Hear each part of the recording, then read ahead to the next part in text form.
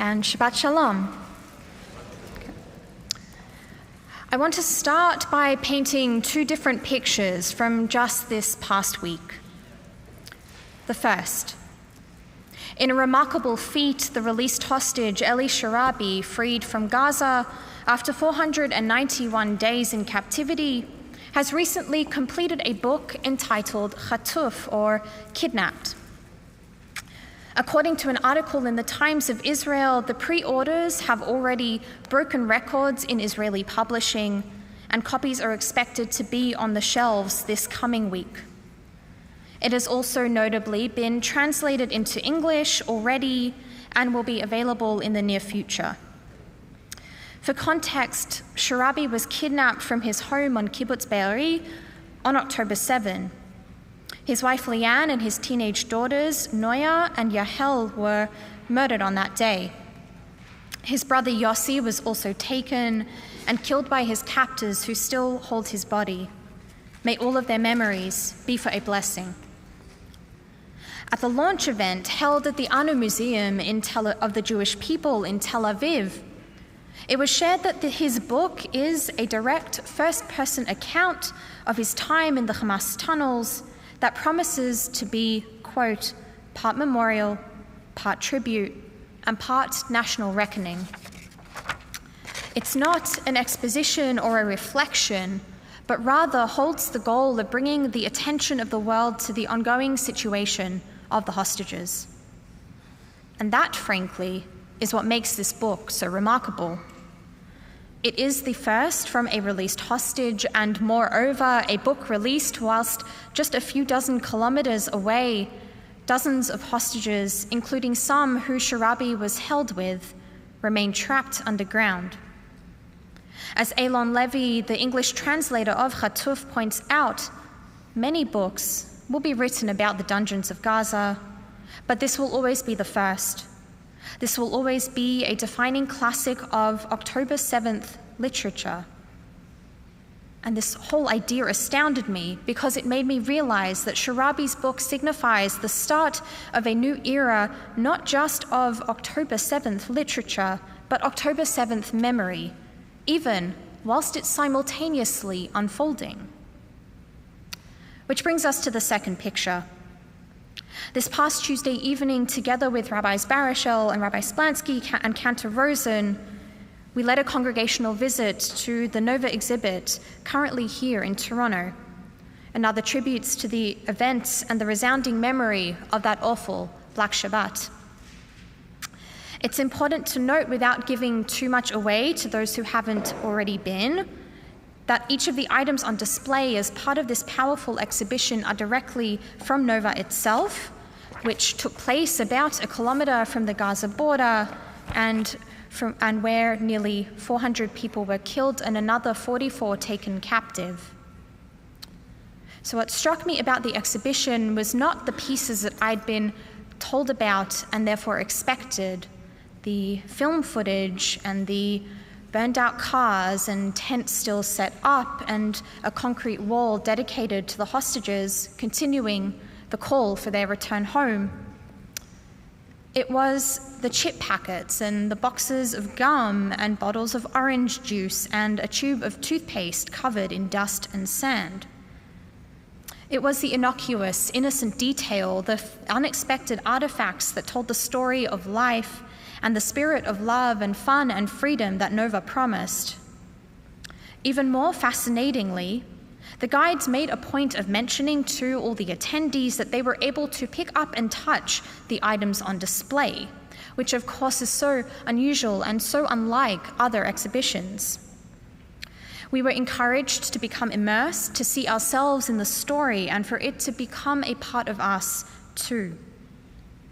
So these two recent experiences, heavy as they are, made me ask the questions of what it meant to remember a particular event whilst it is still playing out, and moreover, what was Jewish about this admittedly strange phenomenon.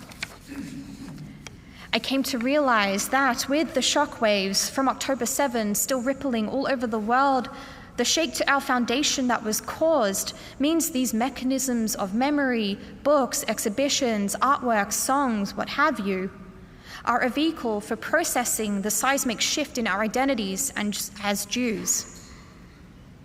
This is because memory, writes the late Rabbi Lord Jonathan Sacks, is an answer to the question, who am I? It becomes internalized and subsequently part of our identities. Rabbi Sacks notes that as Jews we have always sought to detangle our identities as individuals and as a collective by wrestling with memory. He relates the ordinance from Shavuot, which we celebrated last Sunday and Monday, of bringing the bikurim, the first fruits, to Jerusalem on this joyous festival. But it was never simply enough to bring the fruits. Each person also had to recite a declaration. It comes from the book of Deuteronomy and was originally said on Shavuot, but is now expounded upon in the Pesach Haggadah. It goes, "My father was a wandering Aramean," you know this passage, "and he went down into Egypt and lived there, few in number, becoming a great nation, powerful and numerous. But the Egyptians ill-treated us and made us suffer, subjecting us to harsh labor. Then we cried out to the God of our ancestors, and God heard our voice and saw our misery, toil, and oppression. So God brought us out of Egypt with a mighty hand and an outstretched arm, with great terror and with signs and wonders." Written in the first person, us and we and ours, this declaration transforms history into memory, not as some disembodied past, but, like Eliza Rabbi's forthcoming book, like the Nova exhibit, a direct account of something that happened to us. Memory becomes inherently, inescapably personal. It becomes, moreover, a religious obligation incumbent upon all of us if we are to preserve who we are and where we come from, the stuff that makes us, us. Memory becomes, in times of great turmoil and later in times of great celebration too, a precious gift passed from generation to generation that keeps Jews everywhere grounded and reminds us that we are part of a larger story. As Gates of the Season, a guide to the Jewish year from the Central Conference of American Rabbis reminds us, memory is a precious gift, for it transforms the discrete moments of our lives and events in history into an unfolding narrative. We become acutely aware of being a part of an eternal people that began a spiritual journey in the distant past with its goal to be realized in the remote future. On Shavuot, when we hear the Ten Commandments read, we are transported back to Mount Sinai and utter in our hearts the ancient formula of commitment, na'aseh v'nishma, we will diligently hearken or listen. Memory roots us firmly in the past. The fertile soul of more than 4,000 years of history nurtures us, providing us with a clear sense of who we are. A living past provides a meaningful present and hope for the future. In other words, we need these memory tools now more than ever because there is no doubt that our sense of who we are has been shaken. Our sense of security in our ancient spiritual homeland shattered, 55 hostages as of this morning still held in the hands of Hamas, an ongoing war of terrible suffering for both Israelis and Palestinians, the reverberations of anti-Semitism felt in all corners of the diaspora. We are still living through these memories. No wonder we need to process. No wonder we need to search for meaning. No wonder we need to look backwards in order to feel like we can then look forwards, to take steps towards hope, to take steps towards healing, to know that we are not alone. We are never alone. And Jews do this, our tradition teaches, through memory. We as Jews across the centuries have become uniquely capable of experiencing memory whilst it's happening because we have always perceived memory as if it was happening personally to us. Memory has always been fundamental to who we are and how we relate to the world. Perhaps this is what the Jewish writer Jonathan Safran Foer is trying to explain when he beautifully writes in his book, Everything is Illuminated, that Jews have 6 senses: touch and taste, sight, smell, hearing, and memory. While non-Jews experience and process the world through the traditional senses and use memory only as a second-order means of interpreting events, for Jews, memory is no less primary than the prick of a pin or its silver glimmer, or the taste of the blood it pulls from the finger. The Jew is pricked by a pin and remembers other pins.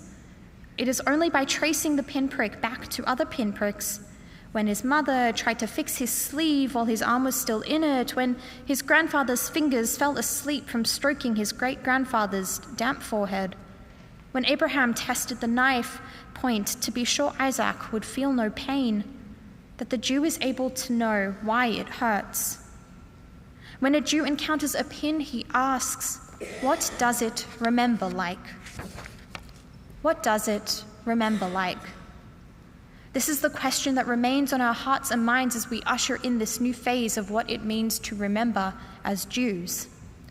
Yet we can take inspiration from the courage of Eliza Rabbi, who is remembering through writing. By sharing his own painful memories, he becomes a pioneer of a whole new category of literature, not for his own sake, but for the sake of all whose voices still need to be amplified. We can draw strength from the Nova exhibit, the testimonies of survivors of the festival and the artifacts that they have curated. Through memory, they pay tribute to their trauma and loss, yes, but they also spread their community's message of life, love, and resilience as they declare, "We will dance again." We can take comfort from our tradition, which remembers through sacred text and through mitzvot, which aim to bring about a better, brighter future. The pin still pricks and the knife still twists, but may our instinct towards memory allow us, with time, to remember who we are and to see through the October rain. Shabbat Shalom.